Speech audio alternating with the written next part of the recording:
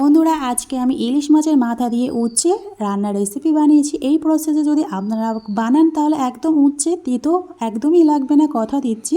আর যারা খেতে পছন্দ করেন না বা ভালোবাসেন না, এই প্রসেসে যদি আপনারা রান্নাটা করেন একদম নিমেষের মধ্যে শেষ হয়ে যাবে। তো চলো শুরু করা যাক কেমনভাবে এই রেসিপিটা বানিয়েছি, কথা না বাড়িয়ে। এখানে 2 পিসের মতো উচ্ছে নিয়েছি, আর একটা আলু নিয়ে নিয়েছি, আর একটা ইলিশ মাছের মাথা নিয়েছি। এগুলোকে ভালোভাবে লম্বা লম্বা করে পিস করে কেটে নিতে হবে। তো কেটে নিয়েছি।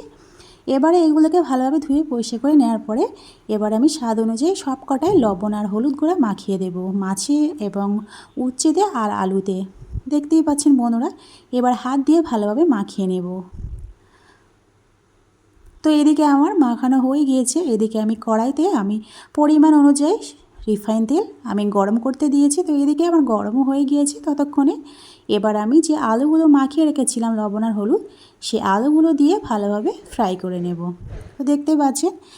তো বন্ধুরা আমার ভিডিও যে যেখান থেকে পারছেন দেখছেন, দেশ বা বিদেশে বাইরে, তাদেরকে অসংখ্য অসংখ্য ধন্যবাদ আমার এই রেসিপি দেখার জন্যে। তো আলুগুলো ভাজা হয়ে গেছে, এবার আমি তুলে নিলাম এবং সেম প্রসেসে আমি উচ্ছেগুলো ভেজে নেব।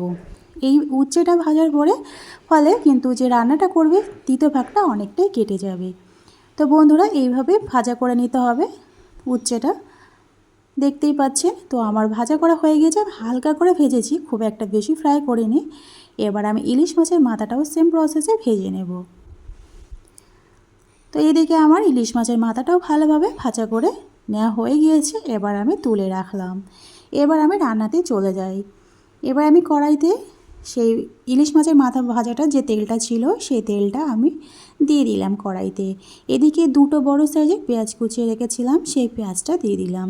দেওয়ার পরে তেলের সাথে ভালোভাবে পেঁয়াজটাকে হালকা করে ফ্রাই করব। বেশি পেঁয়াজটা আমি লাল করব না। তো এইদিকে আমার পেঁয়াজটা হালকা ভাজা হয়ে গেছে 2 থেকে 3 মিনিটের মতো। তারপর অল্প পরিমাণ পানি আমি এখানে অ্যাড করেছি, আর এখানে হলুদ গুঁড়ো 1 চামচের মতো আর হাফ চামচের মতো জিরা ধনিয়া গোলমরিচ গুঁড়া দিয়ে দিলাম। এবারে ভালোভাবে দেওয়ার পরে লবণ দিয়ে দিলাম স্বাদ অনুযায়ী। যেহেতু আমি অল্প দিয়েছি, কারণ যদি লাগে প্রয়োজনে পরে আমি দেব, কারণ ভাজার সময় আমি অলরেডি লবণ দিয়েছিলাম। এবারে দিয়ে দিলাম আদা রসুন বাটা হাফ চামচের মতো। দেওয়ার পরে এবার আমি মশলাটাকে একটু কষিয়ে নেব। তো আমার এখানে মশলাটা কষানো হয়ে গিয়েছে পেঁয়াজের সাথে। এবার আমি আলুটা যে ভেজে রেখেছিলাম সেই আলুটা পেঁয়াজের সাথে ভালোভাবে একটু কষিয়ে নেব। তো এখানে ফার্স্ট কষানো হয়ে গিয়েছে, এবার উচ্ছেটাও দিয়ে ভালোভাবে একটু কষিয়ে নেব। তো যারা আমার চ্যানেলে এখনও নতুন, যদি বন্ধু হতে চাও তাহলে কমিউনিটিতে গিয়ে পোস্টে একটা কমেন্ট করবেন। ডাইরেক্টলি এখানে কমেন্ট করবেন না যে এত নাম্বার দিয়ে এত বন্ধু হয়েছি।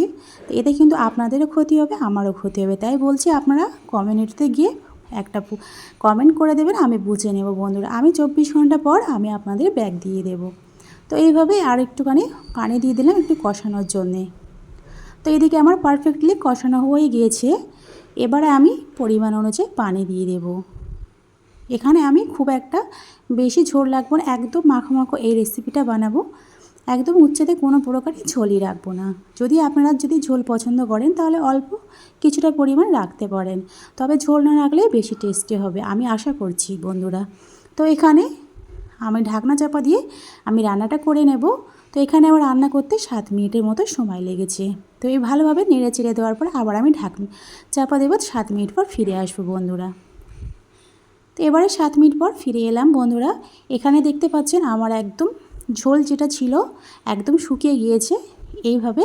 তো বন্ধুরা আমার এই ইলিশ মাছের মাথা দিয়ে উচ্ছে রান্নার রেসিপিটা কেমন লাগলো, আপনারা কিন্তু বাসায় এইভাবে একবার ট্রাই করে দেখবেন। দারুণ লেগেছিলো বন্ধুরা। তো আশা করছি ভালো লাগবে আপনাদের। তো খোদা হাফেজ।